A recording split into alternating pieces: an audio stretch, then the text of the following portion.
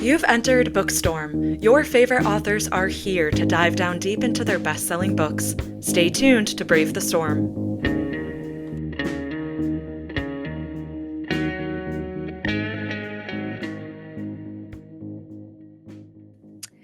Well, welcome back to Bookstorm Podcast, listeners. We have you all over the world in 94 different countries and territories, all 50 states, and your favorite best-selling authors are here on the show. We are just thrilled today because we have our first writing trio that is joining us. And first of all, one of them has been on, this is his third time. We consider him a friend of the podcast, and that is Robert Dugoni. We also have Chris Crabtree and Dr. Jeff Langholz as well. They are the three authors of a fantastic book, Hold Strong.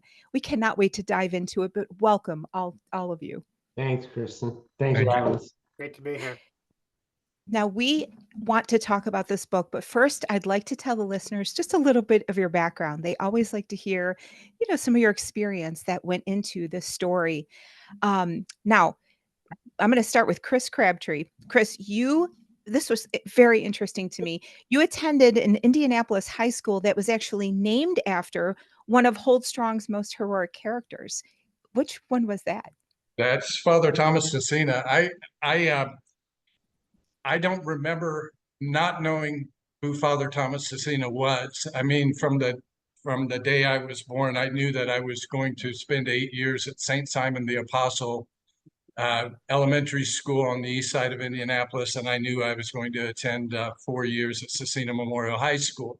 I saw the template, 3 older brothers. I was just the one at the end following them through. So I always knew who Father Tom, I knew the name of Father Tom, but about 13 years ago, I got to know the man. And so that kind of was the impetus of this story, is when I found out how amazing his life and heroic his death, I felt compelled to dig deeper. That's wonderful. You three have truly honored his name and his legacy, and the other individuals that we get to know through this story. I think they would be very proud. That's really amazing. Well, now, just a little more background on Chris. He also has a personal connection to this story in another way. He has spent some time in the Philippines, where this story starts. He has also served with the Peace Corps as a volunteer in Sierra Leone, West Africa. And that sounds like maybe where you and Jeff forged a very long friendship. Very long friendship. That was back in '86 that we were in Peace Corps together, and agriculture volunteers in Sub-Saharan Africa. It was quite the experience. And Jeff and I we met in training and have been friends ever since. Took a few hiatuses when he was raising kids and whatnot. So, but yes, it's been a long and deep friendship, especially the last decade. Oh, that's wonderful. You are also an award-winning high school history and literature teacher in Costa Rica. And what a fantastic background to bring to this story. Robert, I want to tell our listeners a little more about you. I know they have met you on a couple occasions, but I want to talk about this because we've got new people joining us all the time. Now, you are the New York Times, Wall Street Journal, Washington Post, and Amazon Charts bestselling author of several series, including the Tracy Crosswhite series, also the Charles Jenkins series, the David Sloan series, and you've had several standalone novels, many of which I have read, and a couple of which you've come on to the show to talk about, including The Extraordinary Life of Sam Hell. You have another book that you co-authored, a nonfiction story, an expose called The Cyanide Canary, a Washington Post Best Book of the Year. And Robert, you practice law. I like to call people recovering lawyers sometimes, but you were 17 years as a litigator. That experience comes shining through in so many of your stories because we get to see a little bit of the behind the scenes life of the attorneys that are often your characters. And that's something, of course, I personally always enjoyed in your stories. You have wonderful awards, the Nancy Pearl Book Award for Fiction. You're a multi-time winner of the Friends of the Mystery Spotted Owl Award for the best novel set in the Pacific Northwest, and a finalist for many, many other rewards. You have books that have been sold in 25 countries and translated into more than 30 languages, and your stories that explore such important things as trauma and hope and hanging on and resilience, they have reached millions of people across the world. We're so thankful for your work and your writing. Thank you. Very kind of you. Appreciate it. Nice to be here. Wonderful. All right, Dr. Jeff Langholz, last but not least, of course, you are an award-winning teacher, researcher, entrepreneur, and writer. Your work has appeared in major media outlets, including the Wall Street Journal, the New York Times, National Geographic, The Economist. You have been a Fulbright scholar in South Africa, a tree farmer in Central America, a rice farmer in West Africa, and a salmon fisherman in Alaska. I love that because the breadth of experience shines through in your stories. And also, I understand you have a dog that has gone viral on a YouTube video with millions of views. That's right. No matter how well our novel does or my writing career, I'll never be able to touch the celebrity of our Black Labrador Retriever, who last time I checked, his viral YouTube video has over 40 million views. It gets about 6,000 a day. That is incredible. What's your pup's name? It's a terrible name. It's it's Chobe. Chobe. Got it. I Well, think we're gonna I think we might want to edit this part out, but I'll tell you the story. We lived in South Africa for a year with our two kids who were 7 and 4 at the time. We came back to the US, we got him a puppy, and then we said, "What do you want to name the puppy?" And they said, "Well, let's name him after our favorite national park where we went on safari. It's in Botswana. It's Chobe National Park." We named him Chobe. We're walking the dog in like parks on the beach and stuff here in California. And we'd be saying, "Hey, Chobe, Chobe." And people would call, people would look at us, especially immigrant people from Mexico. It ends up that the name is a derogatory term. It's a slang term in certain parts of Mexico. Well, with the background that the three of you have brought to this epic novel, I have loved every minute of it. I was disturbed by much of it, but it was one of those books that you cannot stop reading because the human spirit, resilience, it all shines through. And we're going to talk about those things. I'd like to just tell our listeners very briefly a bit about the story because it is based, of course, on true events and true, history that has occurred. Now, in the story, Sam Carlson, when we meet him, is a projectionist in a very small town movie theater in Minnesota. He loves nothing more than having his sweetheart next to him. They watch these movies, but their lives are interrupted when the Japanese bomb Pearl Harbor and the United States enters World War II. He quickly joins the military and he is sent very quickly to the Philippines. Shortly thereafter, he is captured during the Japanese invasion of the Philippines. And in April of 1942, Sam and more than 77,000 US and Filipino soldiers were forced to march up the east coast of what's called the Bataan Peninsula.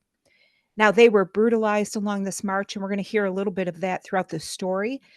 But they were unbroken, those who were able to survive.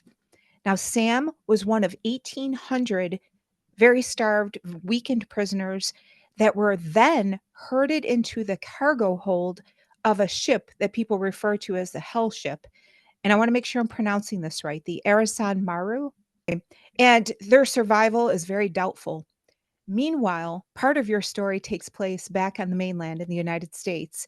And his sweetheart, Sarah, is extremely talented in math. She is heading to college. And, at this time in history, we don't have a lot of women who are going that route, particularly in math.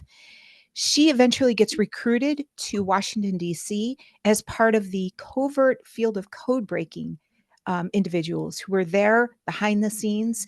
They were doing amazing work. And that's part of what she got started with doing. At some point after she's transferred, she intercepts a message that involves the very ship that Sam was on. Now, she doesn't know a lot of the details, but I'm going to say this. She conveys the information that she learns to her higher-ups, and pretty soon there is an order to take down that ship along with others. This is heart-wrenching and a shocking incident that has happened in our history. We'll talk about that in just a little bit.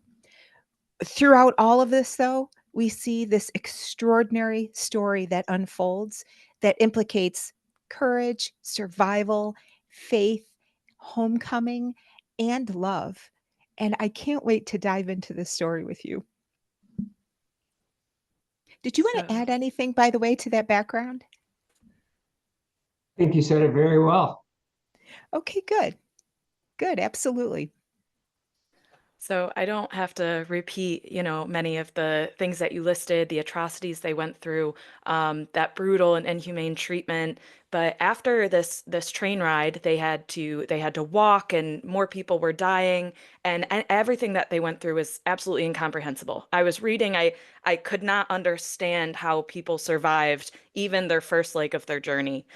Can you talk a little bit about the role of faith and humor in survival in these beyond conditions? Yeah, you're going right to the heart of one of the major things that we tried to get across through Hold Strong. And Father Tom kind of embodies that entire, the faith journey. It's really interesting that you pick up on what has become known as the Bataan Death March. One of the pieces of evidence that I got from Julie Mataika at the Archdiocese of Indianapolis was a letter written by another Catholic priest named Father John Duffy. And he was writing to the Archbishop of Indianapolis, who eventually became a cardinal and has a high school on the west side of town named after him, Cardinal Ritter. But in that letter, he was talking about how Father Tom stopped on the death march and gave him last rites. And that's obviously risking his own life to give this guy last rites after he had been bayoneted twice and left for dead by Japanese soldiers on the death march. And Father Tom risked his own life to grant him last rites on his spiritual journey. And I think that we carry inside Father Duffy's letter, it also said that Father Tom had more converts than the rest of the chaplain's corps put together. So this was a man who embodied the spirit of the Lord when he took it to the most harshest environments and encouraged the men around him to remain human inside of inhumane conditions throughout, not just on the death march, but in the camps where he organized a midnight mass for their first Christmas and things that would bolster people who are feeling very, very desperate and abandoned. I have to say, when Father Tom faltered very, very briefly, I faltered. I was reading and I was like, if Father Tom is losing hope in this situation, how am I supposed to continue reading this? Like it gripped me in that way. So it's just a crazy role for him to play. He was like you said, the heart of the story, I think. I think the other thing that was so important you mentioned is the humor. And I think Jeff can talk a little bit more about that in the character of Pete Chavez. Right. Yeah. In He addition based to after somebody. no, he's a fictitious character, but if you look at the survivors of World War II, there are a lot of examples of humor. Often it's what we would call today gallows humor. It's a little bit dark, but we have a character in there, Pete Chavez, who kind of symbolizes a lot of the humor that was going around among prisoners of war. And they used it to help them stay sane, something to laugh about under very difficult circumstances. So we wanted to put a lot of humor in here as well, in the form of Pete Chavez, this character. And plus, this can be a hard topic to read and to write about. And if we could all use a good laugh every now and then. So we make sure that the readers who are willing to go on this journey with us get a few laughs, a few chuckles every now and then, especially in the form of this character, Pete Chavez. Yeah, it's almost like we're along on a journey with them of discovering a part of history that, frankly, not a lot of people understand. I don't think it was widely discussed. I certainly don't remember learning about it in school. I think there was a certain amount of maybe embarrassment or shame about some of the choices that were made, that we had the soldiers, first of all, left there in the first place. And second of all, the length of time they were there, and then some of the US's actions as well. So, well, I want to ask you kind of in a different vein, a little bit about Sarah. During the war, President Roosevelt signed a bill into law creating the Women's Naval Reserve. And Sarah accepted a commission to what was called the WAVES, the Women Accepted for Volunteer Emergency Service. And although the commissions were temporary and the women served in mostly, non-combat roles, of course, they were very important to the war effort. And I think I read somewhere that there were up to 100,000 women who were serving in this department. Can you tell us a little bit more about the waves and the code breakers? And I'm just so curious because, first of all, we see where her entire trajectory of her life changed because the nature of the work that she was doing was incredibly stressful and doing it under pressure. Yeah, I think one of the beautiful things that Jeff and Chris did was to include this area of the war that a lot of people haven't heard about, and that is the women that were so vital to the story, but so vital to the war effort. We might not have won the war had it not been for all these women that were recruited and brought to Washington, D.C. to break the Japanese code so that they could understand where the ships were going, when they were going to be there, which allowed our submarines to torpedo them. I came into this late in the game. Jeff and Chris had done a tremendous amount of work on the project, not only the research that they had done on it, which is really extraordinary. I mean, you just don't see this kind of research in 99% of the novels out there. It's phenomenal. But also the writing. They had done a great deal of the writing, and they had created this character of Sarah Haber. And she's based on, women who were recruited from these women's schools back east. And they were recruited for their philosophy skills, their math skills, anything and anything that got them to think analytically, because they were going to be brought in to try to break these codes, which are incredibly stressful, incredibly difficult job, required hours and hours of painstaking review of Japanese letters that were all in code and changed. I mean, I think it would drive most people crazy, to be honest with you. But they had created this great character of this young woman who has this amazing skill. And she goes back to Washington, D.C. She's recruited and she wants to do more for the war effort. And this is one of the things that she can do. She can get involved and try to break the Japanese code. And it becomes incredibly important. She becomes an incredibly important person in the story for a lot of reasons, but really also just for her humanity.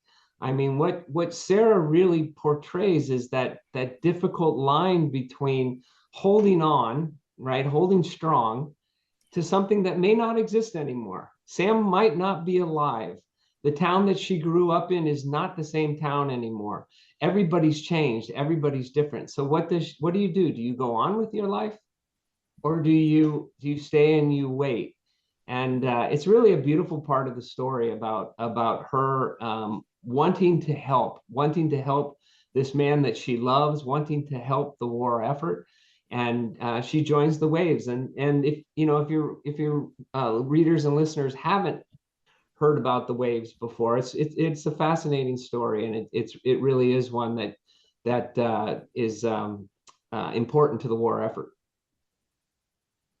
Jeff or Chris, did you want to add anything to that?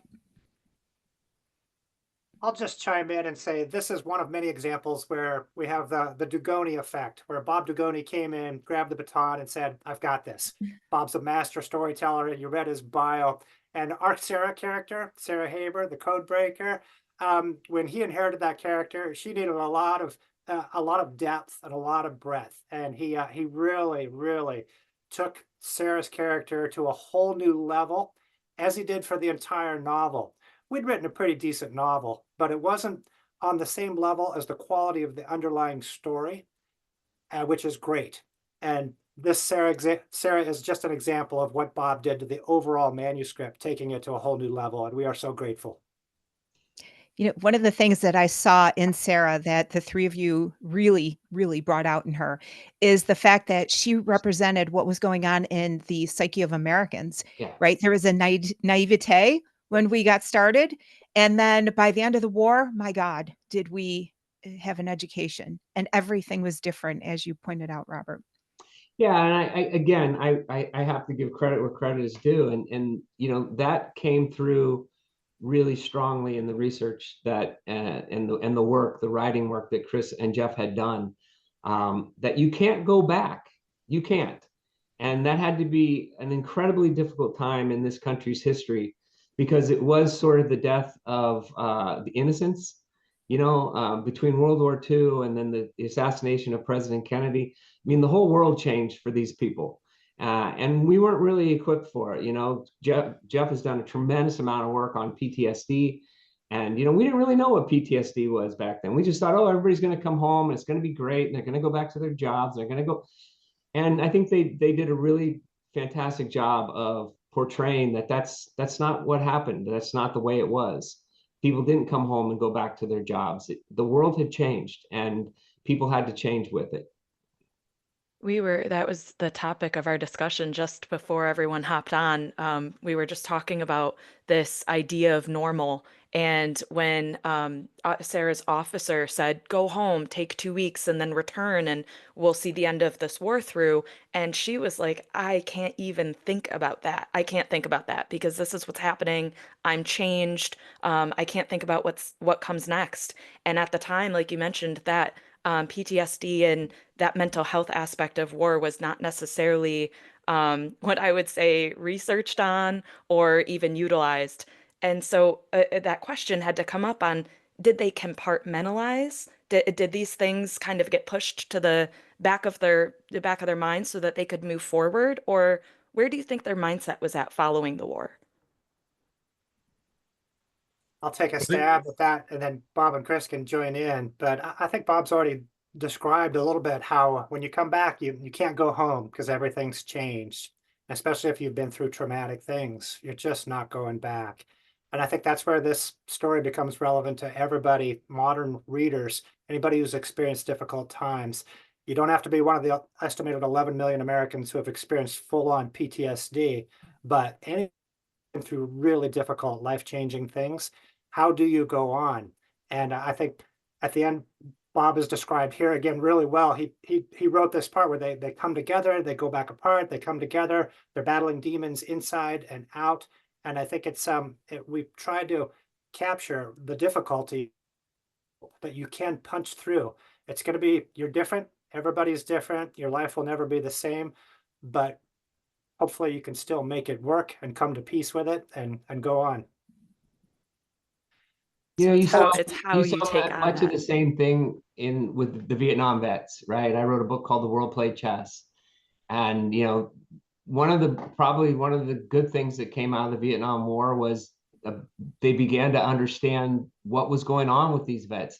They weren't just addicted to drugs. They weren't just addicted to alcohol. They were suffering from a mental disorder that was eventually identified as PTSD. And they were able to go in and try to help these mostly men recover from this experience. And I think about that, and I think about what these World War II veterans did not have. You know, Tom Hanks said it very well in the movie with Matt Damon, and I'm drawing a blank on it, but where he says, "I'm a high school math teacher," you know, and here he is in the middle of Germany, Yeah. you know, trying to lead these men. I'm a high school math teacher, you know, and so many of those men back then, they didn't get to come home and go to counseling. They literally came home and were supposed to go back and teach sixth grade math, and it must have been incredibly difficult and incredibly disheartening for them that people didn't truly understand what they had been through. You And know, I think, in literature, I mean, in literature, like All Quiet on the Western Front addresses it under, you know, addresses the soldier's journey through a different set of words, a different vocabulary, but it's the same thing. And it doesn't require somebody to be boots on the ground. I mean, somebody like Sarah in relative safety of Honolulu or Washington, D.C., and may not have Japanese guards hovering over her, but her exposure to this kind of trauma is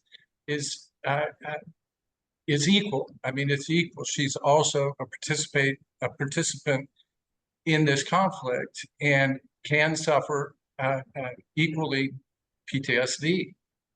And I think that also comes through in her internal struggles, in her internal conversation that she has throughout. She also, I think, much like Sam at times and everyone else, was almost alone in that. Besides her friend or her superior, they were handling this information and their skills by themselves. They can't talk about it. It's top secret. And, carrying that home with you, and you can't share in that humanness with anybody else. Yeah. So. Yeah, and I think that's very true. Like I said, when I was, working through the draft and reading the tremendous work that Chris and Jeff had done, it just struck me that this is a story that needs to be told, right? This is not your typical World War II book. It's not about Nazis, right? It's not about Europe. This is a story that is underrepresented in literature out there. But boy, what a story, what an incredible story they uncovered, they found, to go from one man, the heroism of Father Thomas Cecina, and then create these two characters and build this story around them. I mean, how difficult is that, right? To take two characters and put them in the midst of this cauldron of World War II and make the reader care about them, care about their survival. It was an incredible story. It's an incredible job that they did. And I felt blessed to have the opportunity to participate in it because it's such an important story to be told. Yeah, I agree. In fact, I think it goes to the very core of our humanity. And I want to ask you a question about that because this is where it struck me. Some of the most harrowing parts of this story, and historically as well, took place on or around that hell ship. And when something happened to it, I'll say that, a handful of survivors ended up enduring more hardship. It didn't end there. They were on a lifeboat at one point. They were starving, dehydrated, demoralized. They didn't have a lot of hope of being rescued. But at that point, they made a pact not to kill and eat one another. And this struck me hard because they were down to one of the last and most significant moral choices of their lives. And I wanted to ask you because they still chose to respect life. Even at that, they're down to it, right? It's the end. And I wanted to ask you, what was the significance of that having to even be verbalized? Well, let me take a shot at that. I mean, it's a very important part of the story. Is that moment? It's a moment of reckoning, and I think it can be explained as much as anything. In this particular group, the Battling Bastards of Bataan felt nothing but abandoned from the moment that the Japanese invaded. Nothing but abandoned. They weren't getting resupplied. They were fighting with sticks and stones against bombs and bullets and fighting valiantly. And then at the moment of when they surrendered the Philippines, they wanted to fight on. They wanted to go to the mountains and find a way to fight on. And I think that and then we go from camp to camp to camp, and then into this hell ship, and then a new hell ship, a lifeboat. I think that it is there that they that was the most logical question they could ask, or the most logical statement they could make after everything going against them. Here's the moment, and I think that's why that became the important spot. It's a good point, Chris. Well said. For 4 years, anytime something could possibly get worse for these guys, it did. And in this case, on the lifeboat, they're like, of course, it's about to get worse. What could that look like? Absolutely. And, Chris, I'm glad you brought up that idea too of those feelings of abandonment, right? Because they were probably torn about their patriotic duty and not speaking up about what had occurred and their anger over it. But I'm angry for them on their behalf. This book brings up a lot of very deep emotions, I'll be honest. No, it really does. And I think, Chris and Jeff did a great job of raising that point of in the midst of all this hell, these men did not lose their humanity. Yeah. And that says, I think, a lot about Father Thomas Cecina and the work he did. He didn't have to be on that hell ship. He could have, as an officer, he could have opted out. But he really, like so many people, and I don't mean to relate the two, but you have two men standing here who work for the Peace Corps. They've gone places and given of themselves, right, for that betterment of humanity. And I think you see that in these two men. You come through in this story that even in these horrible times, there's still humanity. There were still people there that believed that something good could happen. The whole Anne Frank saga, right? That they didn't lose it. And I thought that was just beautifully done by both of them.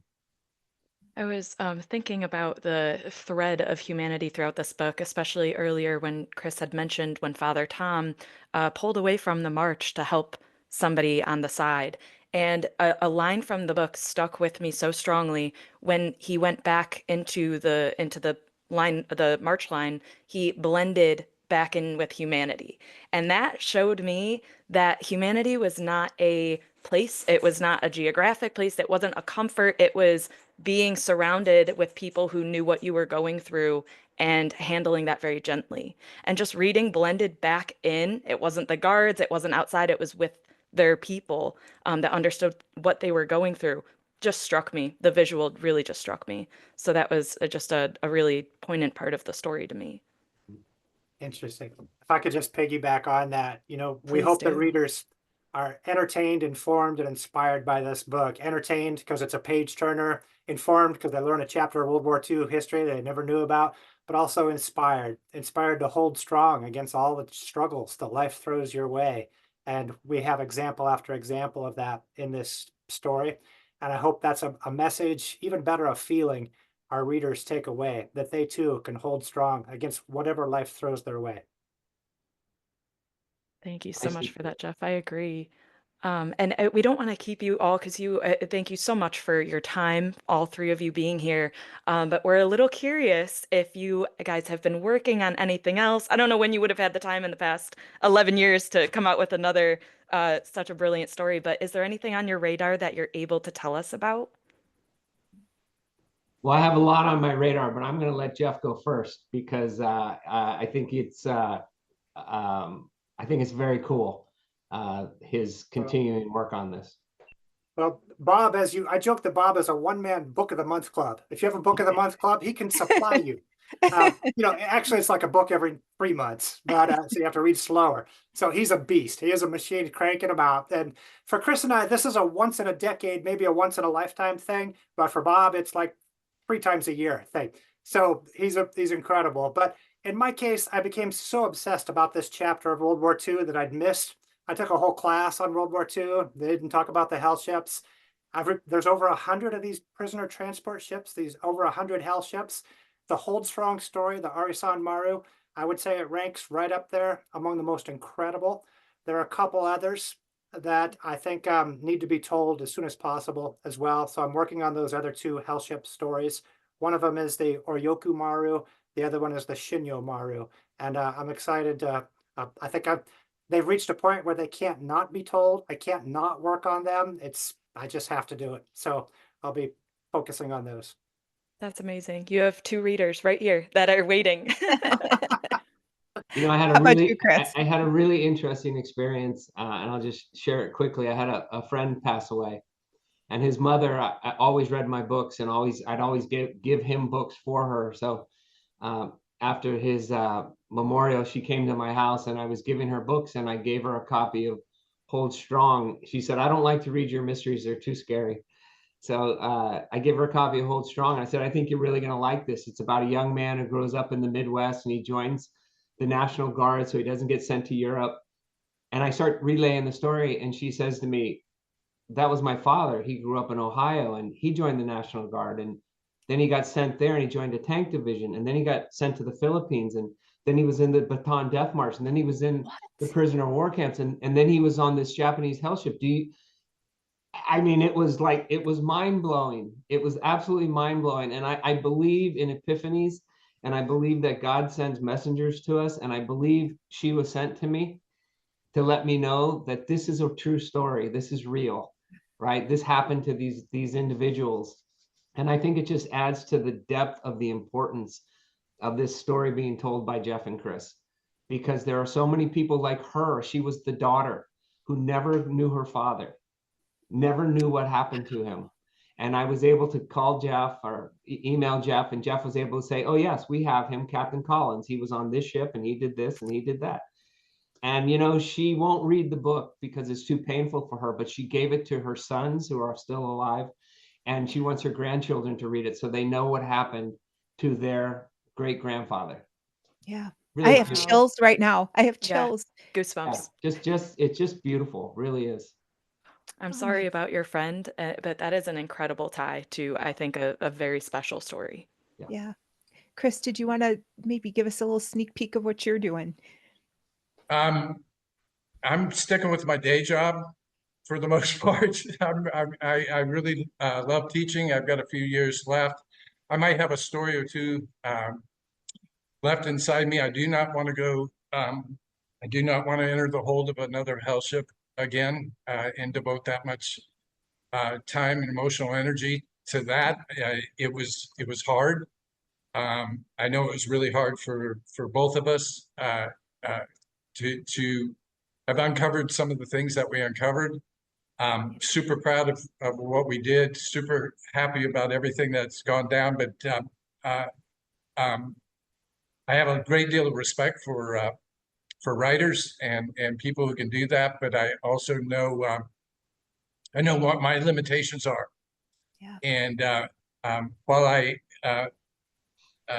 tell stories quite often, and probably will tell a few more, and write down a few, they're going to be a little less heavy than Hold Strong. So I think I'm probably one and done on this level, but maybe you'll see a happy version of something come out with my name on it. Well, as readers, we're incredibly grateful for the heart you poured into this because it showed. Thank you. It did. Robert, how about you? Anything that you can share? I know you've got a couple I have things in the offing. Yeah, no, I have another Tracy Crosswhite number 11 coming out called The Dead Draw. It's funny, my wife always grabs the ARCs, you know, the advanced readers copies, and she keeps putting the book down and she keeps saying, oh my God, is this true? I don't know if I can. It's a very intense story. So that's coming out. And then the next Kira book called Her Cold Justice will follow that. That book is done and is already in the works. But really, I'm just focusing right now on Hold Strong because I do put out a lot of books, but I don't put out the quality of books like Hold Strong very often. The Extraordinary Life of Sam Hell was 10 for me. That was my 10-year project. 3 years later came The World Played Chess, which was another emotionally draining book. And now 3 years after that is Hold Strong. This book is just as Chris said, it's emotionally absorbing, and it is powerful. And it's one of those books that I really believe in my heart. It's one of those books that just stands on another level. Sort of like Kristen Hanna's, book, The Nightingale, and The Goldfinch, and some of those other, classics out there. And I don't mean in terms of my writing ability. I mean in terms of the story. It is a powerful, powerful story. and I just want to give it its due. And I would like to bask in the sunshine that shines through it a little bit before I do too much else. Beautifully said, and we agree with you 100%. We are going to, of course, do everything we can to promote the book. We hope our readers, we encourage them to pick it up, because I'll tell you what, this isn't a life-affirming book. And we talked about a lot of heavy things, but you're right, you can't stop turning those pages. It's who we are at our core. So thank you for your dedication, your commitment. Thank you for your time and coming on the show. Julia and I have just loved having you, and we hope to see you back at some point soon. Thanks for having us, Kristen. Take care now. Thank you Bye-bye. all. Thank you so much. Okay, that was an incredible, incredible discussion. And, Julia, one of the things that you had asked them about has really been weighing on my mind since you asked it. And that is this idea of trauma and how we process it, because we've asked a lot of military members to process a lot of trauma, and we didn't always handle that well. You are part of the modern military at this point. Are we doing any better in that regard? I think we've improved significantly, not just from when this story took place in World War II, but especially, as we mentioned earlier, the Korean and Vietnam conflicts as well. Nowadays, I think the emphasis on mental health and care and wellness of our force is far and beyond what I think even people imagined 10, 15 years ago. So, 15 years ago, that outdates me being in the force, but I don't think there was that same even knowledge base of what people, individuals are going through when they're shipped away from home overseas. They're viewing things that they never even imagined, things that weren't reported maybe correctly, accurately, in numbers, right? It's not just a one-off. It's 77,000 of them went through this one conflict in World War II, not counting everyone on the other side of the world going through that. So nowadays, our force is huge. We have 1.4 million people, I think, that are in the military, and we have every resource available to those people. In terms of on base, we have mental health counselors, and I know we had talked a bit about this earlier, but we have to go through pre and post deployment debriefs, and they allow people to bring their families with them, to go on those debriefs to re-enter and transition back into civilian society. And I think the characters in this book did not have that. They did not have that. They came home, they got on a train, and they went home. They weren't even allowed to tell their families that they were still alive, right? Yeah, that's So right. they get home and they show up, and that's that. And they have to deal with, how do we progress as individuals, as a couple, as a family? How do I feel about what just happened to me? You know? And I think back then it was probably abominable what they went through, and the resources that they were given to deal with what they went through. But nowadays it's a much different landscape. Yeah. So I feel grateful that I am not, a pioneering the waves and, the army and the tanks divisions in that time. And now I get to enjoy my career and feel like I'm serving with a purpose, knowing that that force is going to take care of me. Yeah. Oh, very well said. And these characters, I love the fact that they showed us full circle. There was a Yes, bit of the coming home and the change in mentality and the new normal. And I loved that they included that as part of the story. It is an epic story, and it I think is. our listeners are going to absolutely love it. I wish them all the best. Well, I want to tell our listeners about some other authors we have coming up. I think they will also enjoy some of these incredible stories. We have Alex Hay, The Queen of Fives, John Shannon with Boys Town, Allison Raskin, Save the Date, Fiona Davis, The Stolen Queen, Carter Wilson, Tell Me What You Did, Jill Shalvis, Better Than Friends. We have Mark Greeny with Midnight Black, Marshall Karp, Don't Tell Me How to Die, Tess Gerritsen, The Summer Guest, Robert Crace, The Big Empty, and Elka Joshi with 6 Days in Bombay.